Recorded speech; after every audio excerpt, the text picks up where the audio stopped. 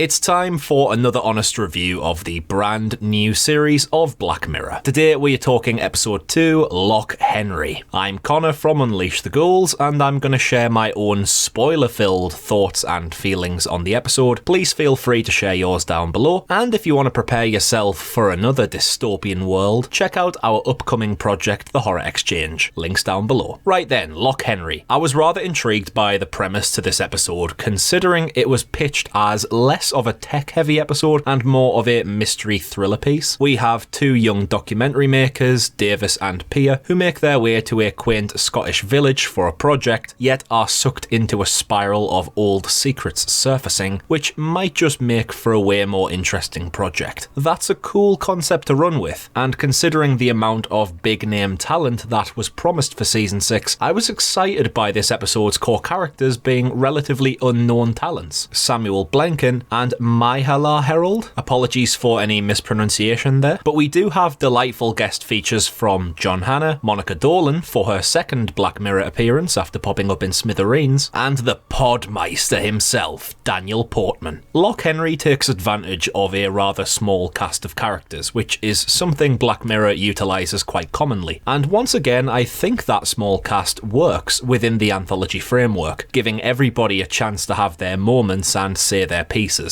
I think that Blenkin and Herrold more than held their weight here in this little pantheon of performers, particularly Blenkin, who I found to be excellent as Davis. He and Herrold's character Pia initially aimed to create a documentary surrounding a notorious egg protector as an environmental piece, yet when the tale of local legend Ian Adair is brought up, that is far more tantalising to Pia. It's told that Adair was a quiet farmhand who wound up torturing and killing at least 8 victims, including to an extent Davis's police officer father Kenny, who Adair shot in the arm and later was diagnosed with MRSA in hospital. In terms of this element of the story, having a local serial killer story to investigate in a small rural village, this isn't anything particularly fresh. It's very Midsummer Murders. I think that the cool ingredient here is how it becomes the creation of a documentary, seeing how the filmmakers of these more serious topics operate and put themselves right onto a spiderweb of danger. It helps enormously that Blenkin and Herrold have such great on-screen chemistry, not only as colleagues but as lovers, to enrich your investment in the overall narrative. This could have very easily plodded along, as there is a fair amount to it that is run-of-the-mill. It's essentially, alright gang, let's split up and look for clues, with Scooby-Doo even getting a reference. But I found the characters likeable enough to keep stuck to the story and not drift away from it. There were some minor themes here though, which I thought were rather unnecessary and didn't particularly head anywhere worthy, as Pia is a black American girl, very much a differentiated outcast in this neck of the woods. There's multiple references to her ethnicity, with direct references to woke culture and diversity. It kicks off looking like it's going to be an us versus them style commentary, with the racial questioning of the rural Scots being pushed here and there, but it doesn't amount to anything with any real weight. It kind of felt like Charlie Brooker peppered these lines into the script to either try and garner an audience reaction, or he wrote and developed this script at a time where commenting on woke culture was a relatively new thing in the media, despite now being more of an inclusion than an exclusion in the majority of news shows. It could be argued this was a red herring to misdirect your thoughts towards a motive, but to me, if these lines were removed, you wouldn't lose much from the overall story. The only thing it really complemented was Pia and Davis's mother Janet having a bit of friction with some ill-placed comments back and forth, including comments about veganism. That friction between them was decent to include because it means Davis is at the centre of his mother and his partner, but it's not explored in too much depth prior to the grand reveal. The grand reveal is that despite Adair being long out the picture, Janet and Kenny, Davis's parents, were a part of a gang of torturers, as opposed to being solely Adair. It's brought to life on screen really well in a tense scene involving Janet preparing dinner as Pia watches an old videotape that reveals their involvement. That was great, and I really enjoyed how the technology used in this episode was quite mundane, with VHS tapes used for research on the documentary, plus newspapers for archival information, and the extent of anything more advanced was the editing writing software, and Stuart, the pub owner's drone. This episode all feels very current, similar to Smithereens. This is a more grounded Black Mirror, not high concept, not a statement piece or a warning of things to come, just a decent murder mystery. I think that Portman as Stuart did a great job in keeping a comedic tone throughout the episode as well, because there's some super dark stuff that comes later on, but he provided some funny levity. The line where he's breaking into the murder house and Davis tells him to quiet down, his response being he'll put the crowbar on whisper mode, gotta be one of the biggest laughs I've had watching Black Mirror. Then there was the really cool sing-along to In the Navy, mockingly covered as In the Dungeon by the gang. It was an enjoyable moment to tie together their friendship. The show rarely taps into comedy, only using it when it fits, and I think it fit here really well with Stuart's Scottish attitudes. So back to the reveal of Janet being a culprit in the murders. I didn't find this reveal to be mind-blowing. Janet is pretty weird throughout the episode, and since Adair is no longer at large, the question boils. If this episode has been advertised as having a juicy mystery behind it, then surely it can't be a closed-ended case like it's said to be. Somebody has to be carrying it on, or somebody unexpected has to be a part of the mystery. Stuart makes no sense. His dad is an alcoholic, so you could pin it on him, but that's almost kind of obvious too. Plus a little less reasonable, as you'd be more likely to drink to forget, whereas serial killers typically enjoy remembering. So in this microcast, the only logical move to make was for Janet to be somehow involved. Despite it being a brilliant revelation in terms of how it's presented, the crux of her involvement didn't make me gasp or anything. I just went,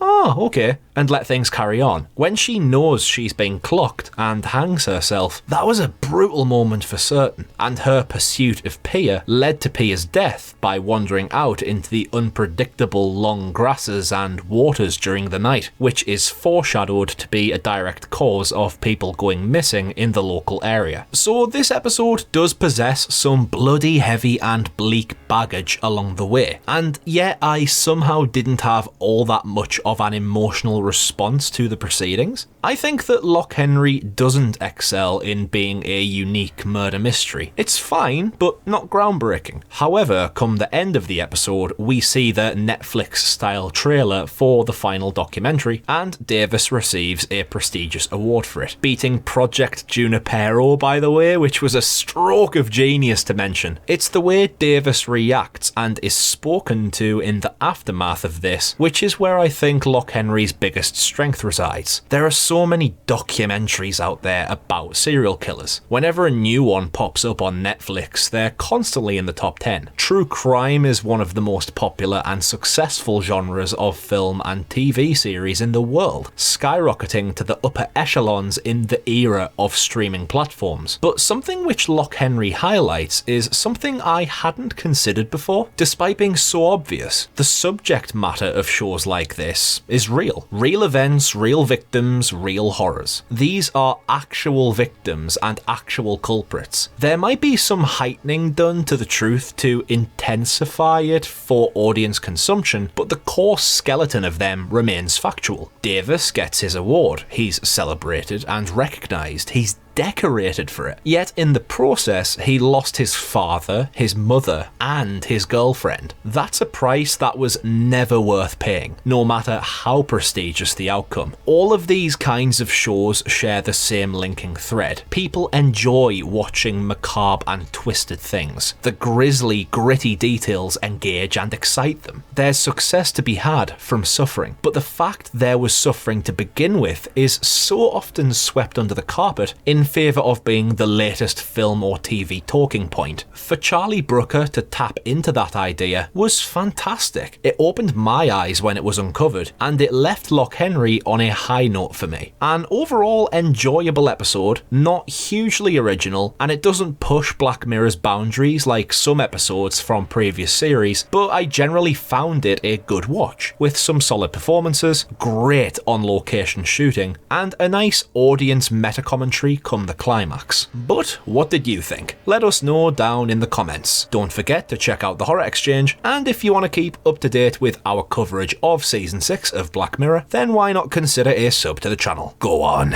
before you wind up in the dungeon. Just kidding, I've been Connor from Unleash the Ghouls, thanks for watching, and cheers out. you.